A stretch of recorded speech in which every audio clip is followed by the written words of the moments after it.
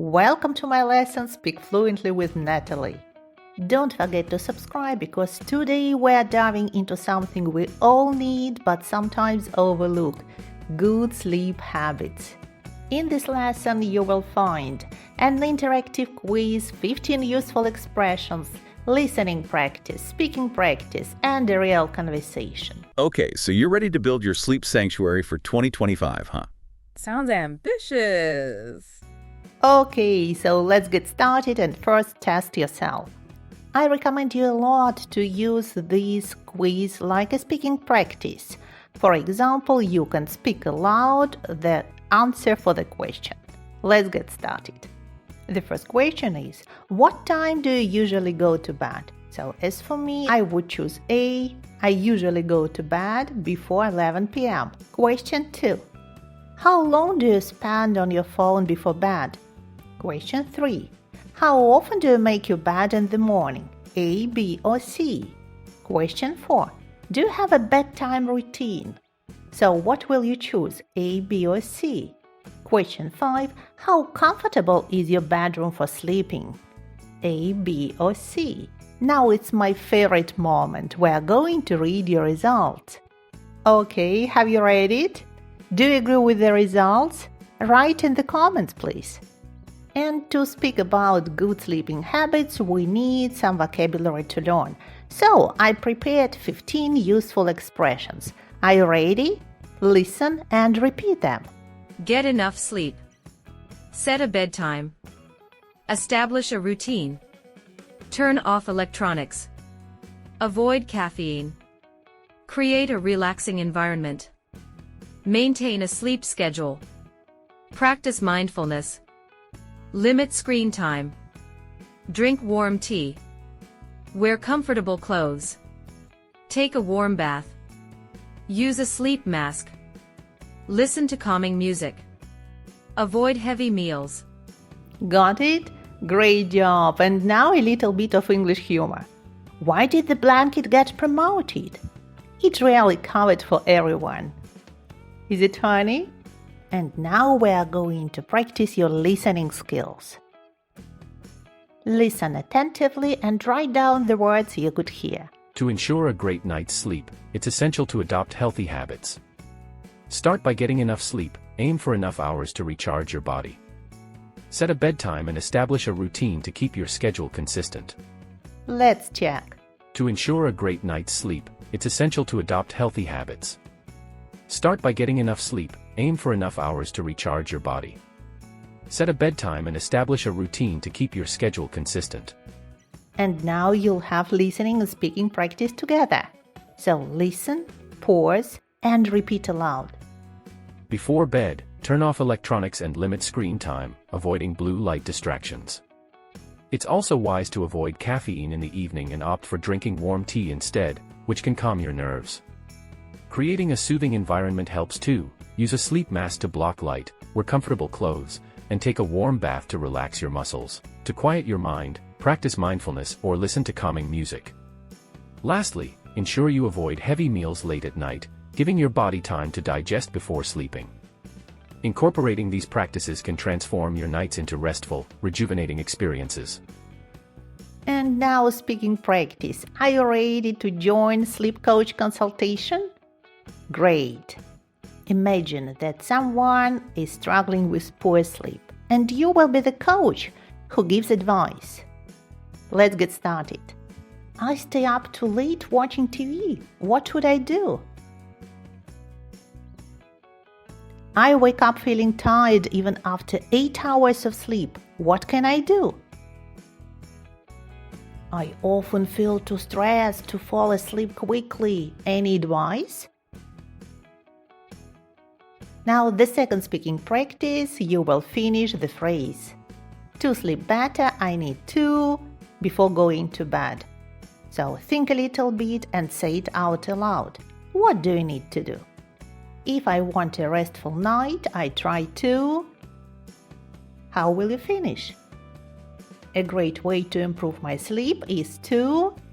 So finish this phrase and write it in the comments. It will be so interesting for me to read it. Are you ready to listen to real conversation about this topic? What are the items to improve sleep quality in 2025? So it will be amazing to know. Let's dive into it. Okay, so you're ready to build your sleep sanctuary for 2025, huh? Sounds ambitious. Well, you sent us this list of 5 things you're thinking about trying. 5 things to try for better sleep in 2025. I am ready to dive in. Let's see what we've got. So we're going to try and figure out if these are really going to, move the needle on your sleep. Right. Like, are these just fads or is there something more? Exactly. So first up is bedtime tea. Ah, a classic. You mentioned chamomile and valerian. 2 of the, I guess, heavy hitters in the sleep world. They both have this reputation for, helping you sleep. But what is the actual science there? Yeah, so with chamomile, there's this compound called apigenin, and it actually binds to certain receptors in your brain. Oh, wow.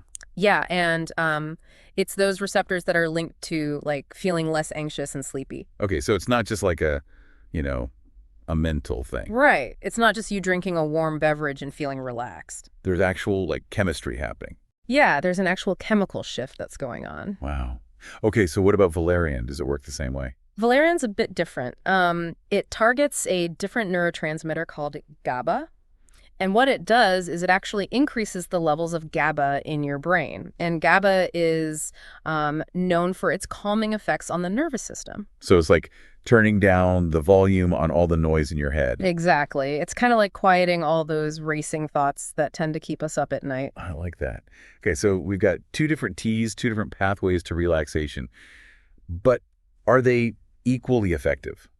Is one better than the other? That's a good question. It really depends on the person. Okay. Some people swear by chamomile, others find valerian works better for them. And there's also, you've got things like prescription sleep aids to consider. Right. Those tend to have, a much stronger and faster effect, but they also, can come with some side effects and the risk of becoming dependent on them. Yeah, for sure. Whereas valerian is generally considered, safer for long-term use, but it might take a little while to figure out the right dosage. Oh, okay. So it's kind of like, pros and cons with each one. Exactly. And just finding what works best for your body. But I have to say, even just the ritual of making tea, having that warm mug in your hand, that in itself feels relaxing. Oh, absolutely. Don't underestimate the power of a consistent bedtime routine. Yeah. Those little cues, those little rituals, they can really help signal to your body and your mind that it's time to wind down. Totally. Okay, moving on to something a little bit more unusual, compression socks. This one, I have to admit, kind of threw me for a loop when I first saw it on your list. I mean, I know, runners and athletes use them, but for sleep. Yeah, right. Sounds kind of weird, but it can actually be super helpful. Really? Yeah, so it all comes down to circulation. So what compression socks do is they basically gently squeeze your legs, right? Which helps to improve your blood flow. And studies have shown that, they can increase blood flow by up to 15%, which is pretty significant. Wow, that's a lot. So how does that, translate to better sleep? So for folks who have, restless legs syndrome, which, is super uncomfortable. Oh, yeah. That improved blood flow can really minimize those, tingly or achy sensations that keep them up at night. Oh, okay. That makes sense. And it can also help to reduce, swelling in your legs and feet. Gotcha. Which is another thing that can really mess with your sleep. Totally. Any downsides to these? It's worth noting that compression socks might not be the best for everybody. Okay. Especially if you have certain circulatory conditions. So it's always a good idea to, talk to your doctor before you try them out. Good point. Yeah. Okay, let's talk pillows. You put an ergonomic pillow on your list, and I gotta say, neck pain, it's like a universal struggle, right? Oh, tell me about it. I think everyone has struggled with neck pain at some point. Cool. But the key with these ergonomic pillows, it's all about spinal alignment. Okay. So they're designed to support your head and your neck, but in a way that keeps your spine in its natural alignment. Yeah. And that can make such a difference in preventing stiffness and headaches, even improving your sleep posture. So it's not just about being comfortable, it's about biomechanics. Exactly. Yeah. When your spine is aligned, it just reduces the strain on your muscles and nerves, and that allows your body to really relax and recover during sleep. I kind of think of it as setting the foundation for a good night's sleep. Yeah, that's a great way to put it. Wow. Okay, let's shift gears and talk about your sleep environment.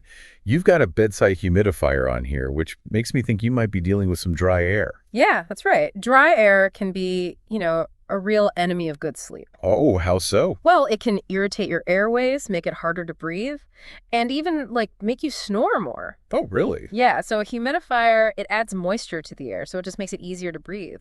Oh, okay, that makes sense. So for people who have allergies or breathing problems, this could be a game changer. Oh, absolutely. It can also, prevent dryness of your skin and your mucous membranes, which is really helpful during the winter, when you have the heat on. Right, it gets so dry. Any downsides to humidifiers? The one thing is, you do have to clean them regularly, otherwise you could get mold growing in there. Oh, yuck. Okay, so a little bit of maintenance involved, Yeah, a little bit of upkeep. but worth it for a good night's sleep. I think so. Okay, last but not least, the white noise machine. I'm curious, are you a white noise person? I am. I find it so helpful. Really? Yeah, it just creates this consistent sound environment, and it blocks out all those little random noises that can wake you up at night. I see. See, I've always been more of a silent sleeper, but I can totally see how, especially if you're a light sleeper or you live in a noisy environment, white noise would be really helpful. Yeah, for sure. So is there a particular type of white noise that you recommend, or does it not matter? There's actually a lot of different variations of white noise. Oh, wow. Some people like the steady hum of a fan. Other people, they prefer nature sounds. There's even something called pink noise, which is a little bit different. So yeah, it's really about finding what works for you.